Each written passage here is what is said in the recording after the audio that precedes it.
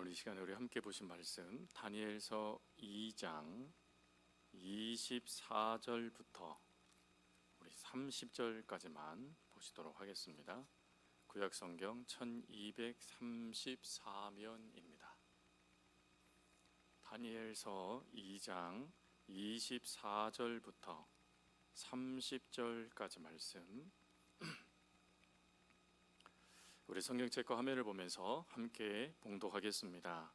이에 다니엘은 왕이 바벨론 지혜자들을 죽이라 명령한 아리오게로 가서 그에게 이같이 이르되 바벨론 지혜자들을 죽이지 말고 나를 왕의 앞으로 인도하라. 그리하면 내가 그 해석을 왕께 알려드리리라 하니, 이에 아리옥이 다니엘을 데리고 급히 왕 앞에 들어가서 아뢰되 내가 사로잡혀 온 유다 자손 중에서 한 사람을 찾아내었나이다. 그가 그 해석을 왕께 알려드리리이다 하니라. 왕이 대답하여 벨드사살이라 이름한 다니엘에게 이르되 내가 꾼 꿈과 그 해석을 네가 능히 내게 알게 하겠느냐 하니, 다니엘이 왕 앞에 대답하여 이르되 왕이 물으신 바 은밀한 것은 지혜자나 술객이나 박수나 점쟁이가 능히 왕께 보일 수 없으되 오직 은밀한 것을 나타내시는 이는 하늘에 계신 하나님이시라. 그가 느부갓네살 왕에게 후일이 될 일을 알게 하셨나이다. 왕의 꿈 곧 왕이 침상에서 머릿속으로 받은 환상은 이러하나이다. 왕이여, 왕이 침상에서 장래일을 생각할 때에 은밀한 것을 나타내시는 이가 장래일을 왕에게 알게 하셨사오며, 내게 이 은밀한 것을 나타내심은 내 지혜가 모든 사람보다 낮기 때문이 아니라 오직 그 해석을 왕에게 알려서 왕의 마음으로 생각하던 것을 왕에게 알려주려 하심이니이다. 아멘. 다음 주에도 그 다음 본문을 읽어야 되기 때문에 오늘은 여기까지 읽고 말씀을 좀 함께 나눴으면 좋겠습니다.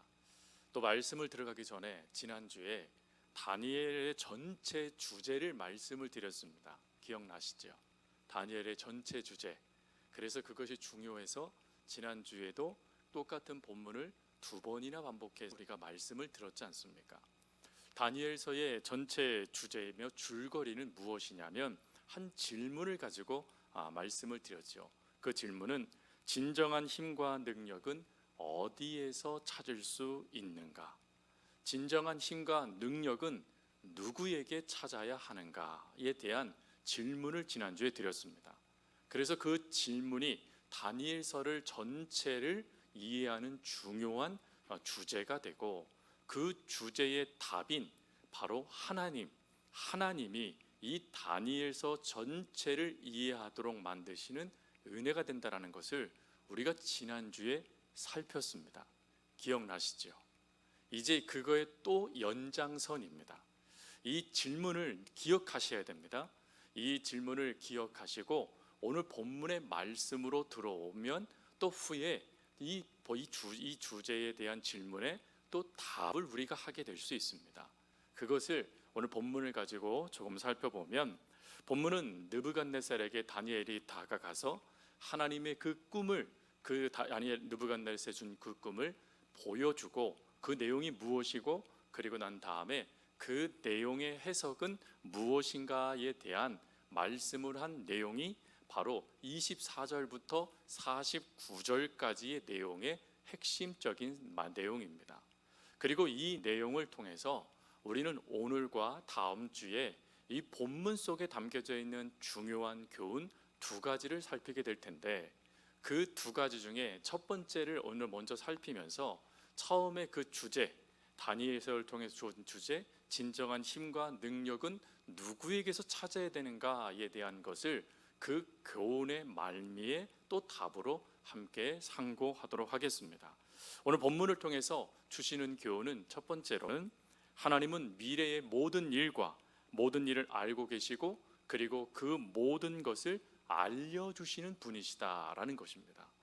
즉, 하나님은 앞으로 되어질 일들에 대해서 이것을 미리 알고 계신다라는 것을 다른 말로 전지전능하신 하나님이라고 이야기합니다.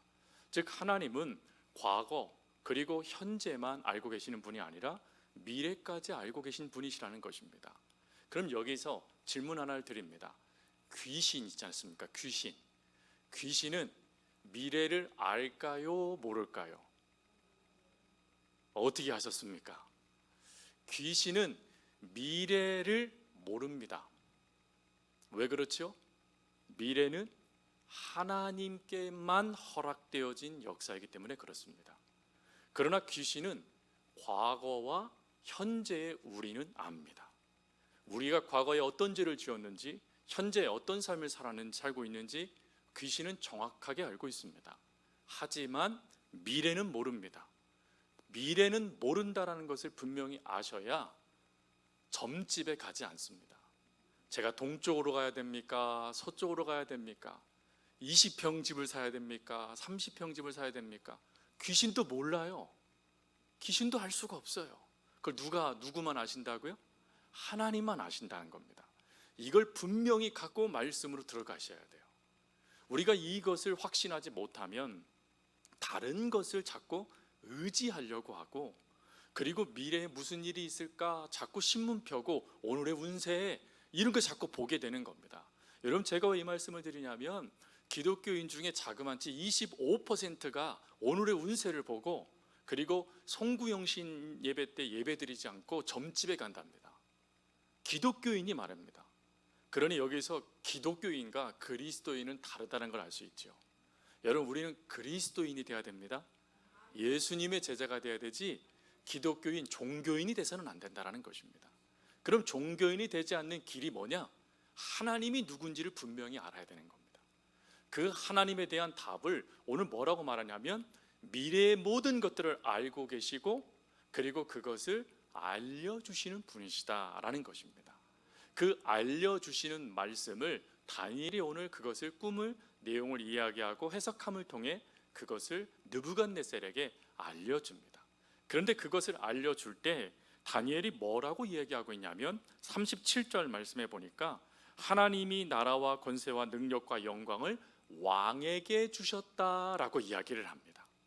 이 무엇을 의미하는 것이냐면 현재 느부갓네살은 그 당시에 고대 근동 지방을 다스리던 절대 군주였습니다. 그리고 이 느부갓네살의 바벨론이 어디를 멸망시켰냐면 이스라엘을 멸망시키고 애굽의 힘, 애굽의 국력의 3분의 2를 빼앗아 버립니다. 그 절대 권력을 갖고 있는 것입니다.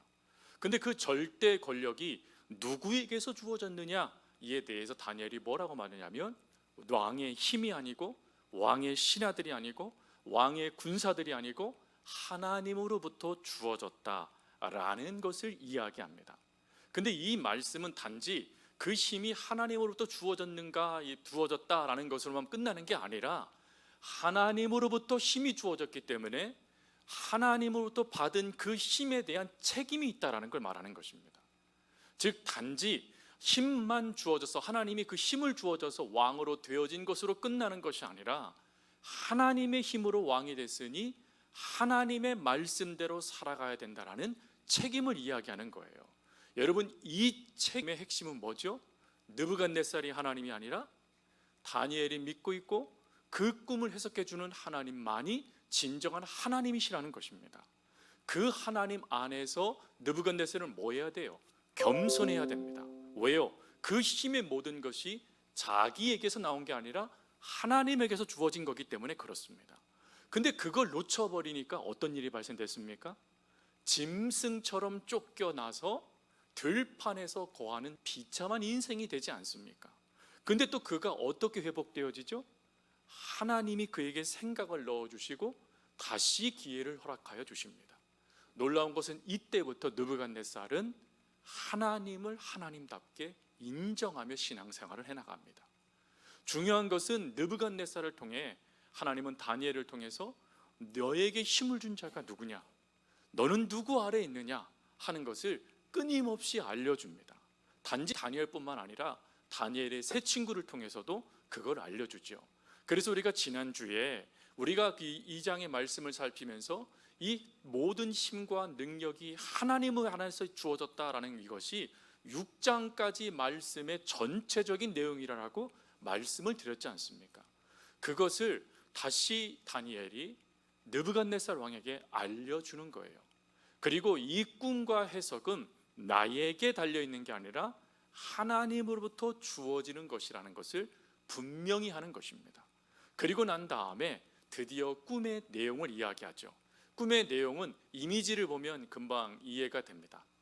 잘 안 보이시겠지만 위에는 금, 그리고 밑에는 은, 가슴과 팔, 그리고 놋, 그리고 철과 흙, 진흙으로 되어져 있는 이 그림이고, 옆에 이렇게 운석처럼 이렇게 뚝 떨어지는 거, 이것은 우리가 잘 알고 있어 이 신상을 깨트려 버리는 돌을 말하는 것이죠. 이 그림의 이미지를 다니엘이 설명을 합니다. 머리에 이 금에 대해서 다니엘이 38장에 뭐라고 말하냐면, 이 금은 왕은 곧 그 금 머리다라고 이야기를 합니다. 이 당시에 바벨론을 상징하는 것이 있었습니다. 여러분, 각 나라마다 그 나라를 대표하는 상징이 있잖아요. 그리고 꽃이 있습니다. 우리나라 꽃은 무엇이죠? 무궁화. 그 무궁화라 그랬는지 참 이해가 안 돼요. 여름만 되면 진딧물이 많고, 그 왜 무궁화일까? 근성, 버티는 것일까요? 하여튼 우리 민족은 그런 민족인 것 같습니다. 그런데 이 바벨론의 상징은 무엇이었냐면 금이었습니다. 금. 그래서 바벨론의 모든 왕과 신하들은 금으로 장식된 옷을 입었고, 그리고 왕은 절대 권력을 상징했기 때문에 그 집과 그의 모든 조각품들이 다 금으로 만들어졌습니다. 그래서 고대 근동 사람들이 바벨론 그러면 금의 나라라고 인정했다라는 것이죠. 그것을 이야기하는 것입니다. 금, 즉 바벨론을 하나님께서 이 환상을 통해서 머리로 세워주셨다는 걸 말씀하는 거예요. 그리고 난 다음에 39절에 보니까 왕을 뒤이어 왕보다 못한 나라가 세워진다라고 이야기합니다. 그런데 그 세워짐의 그 역사를 그 다음에 누구를 통해서 이루어 가냐면 바로 메대와 페르시아를 통해서 이 바벨론이 나누어지게 되어지죠. 그 나누어지게 되어지는 그 역사를 이야기하는데, 실제로 이 역사는 다니엘서 5장에 가보면 이 바벨론이 메대와 그리고 페르시아로 갈대 왕으로 나누어지는 것이 실제로 이루어집니다. 그것이 두 번째 환상이죠. 그리고 세 번째는 놋이 있죠. 배와 그리고 넓적다리입니다. 이 놋은 무엇을 상징했냐면, 오늘날 모든 신학자들이 동일하게 헬라를 상징한다라고 말을 합니다. 여러분, 헬라의 가장 중요한 게 알렉산더 대왕이잖아요. 이 알렉산더 대왕의 위대한 점 중에 하나가 언어를 통일시켰습니다.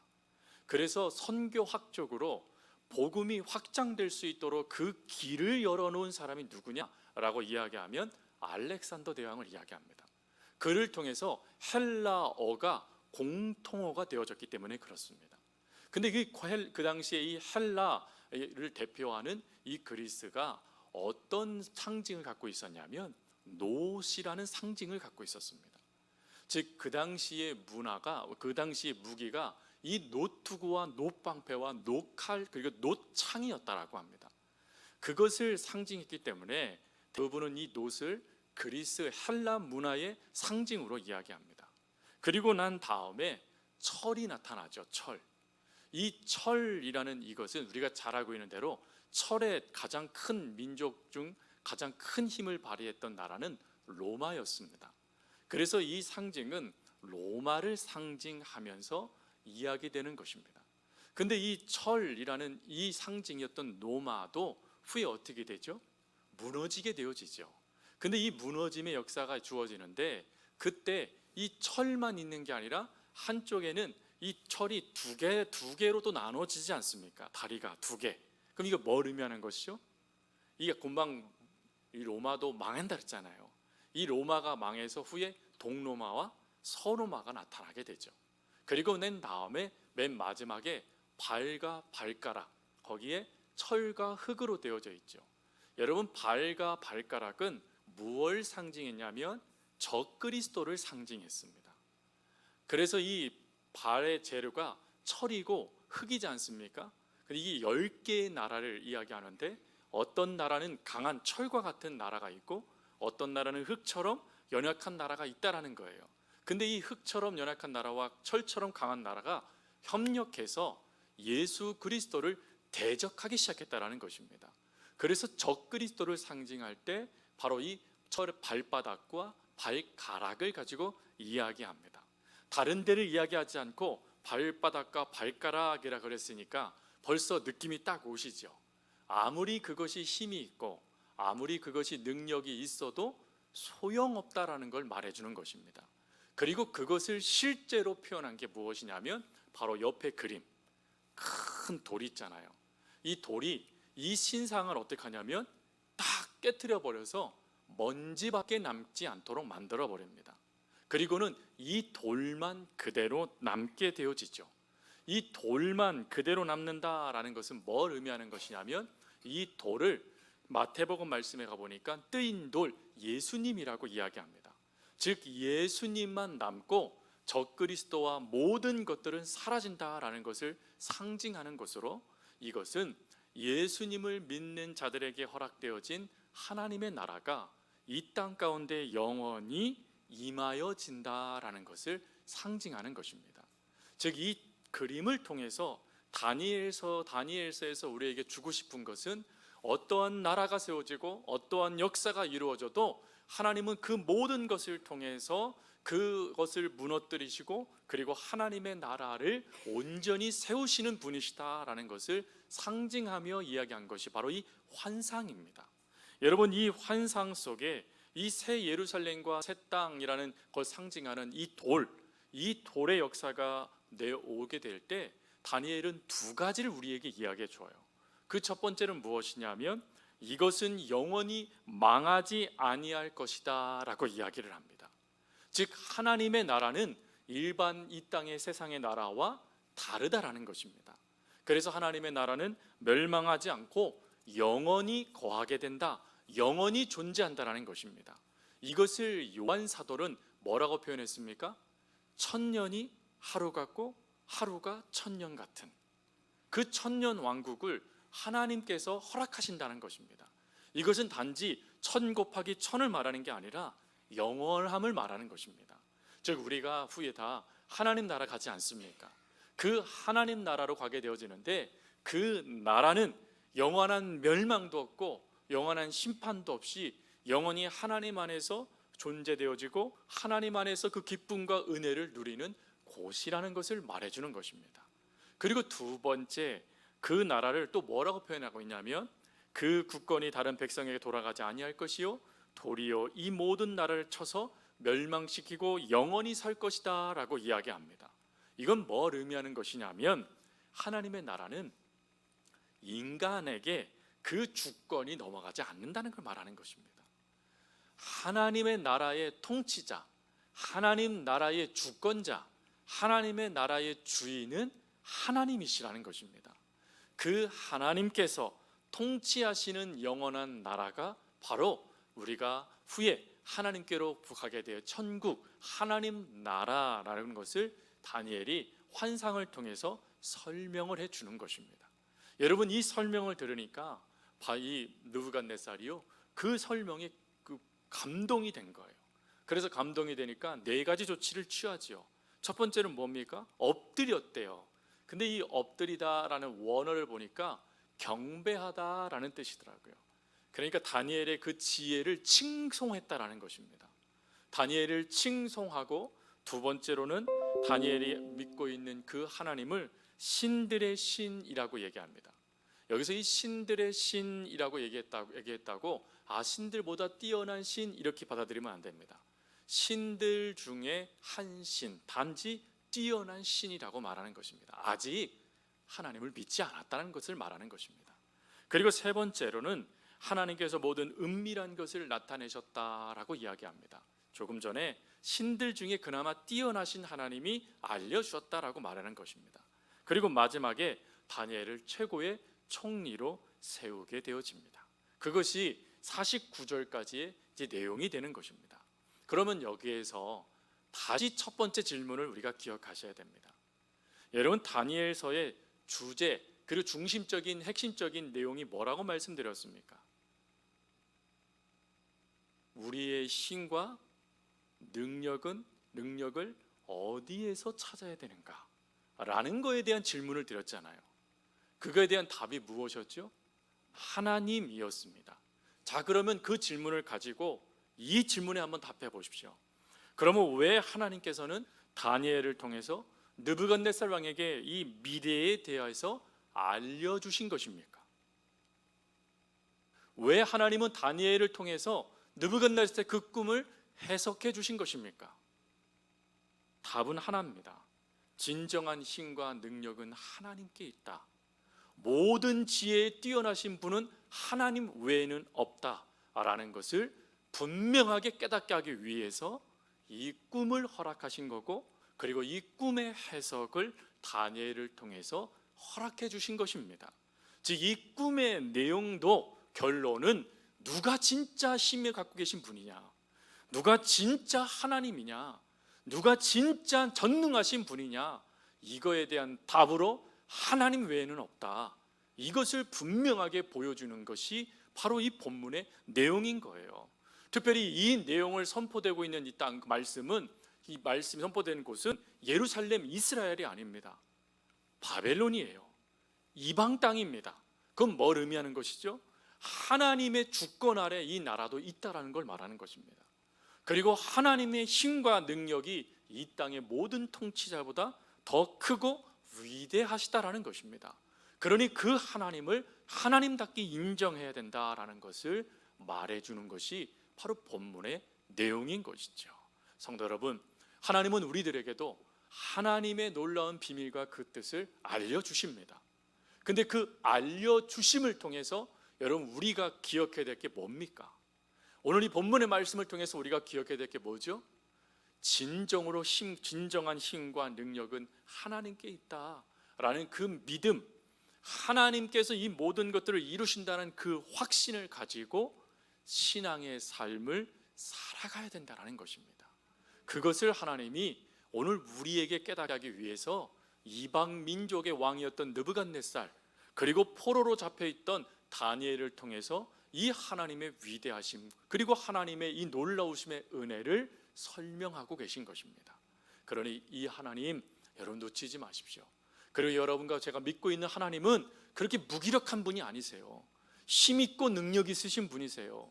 미래에 무슨 일이 있는지 그것조차도 환상과 여러 가지 해석을 통해서 깨닫게 해주시는 위대하신 분이세요. 그러니 그 하나님을 향한 믿음을 가지고 선언하며 그리고 그 걸음을 걸어가세요.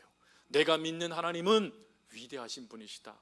전지전능하신 분이시다. 능치 못함이 없으신 분이시다. 그리고 그 하나님은 나에게 힘을 주시는 분이시고 나에게 지혜를 주시는 분이시고 나와 함께 하셔서 하나님을 드러내게, 하나님께 영광을 돌리도록 만들어주시는 분이시다 라는 이 믿음을 가지고 끊임없이 신앙의 삶을 살아갈 수 있는 저와 여러분들의 삶이 될 수 있기를 간절히 주님의 이름으로 부탁드립니다.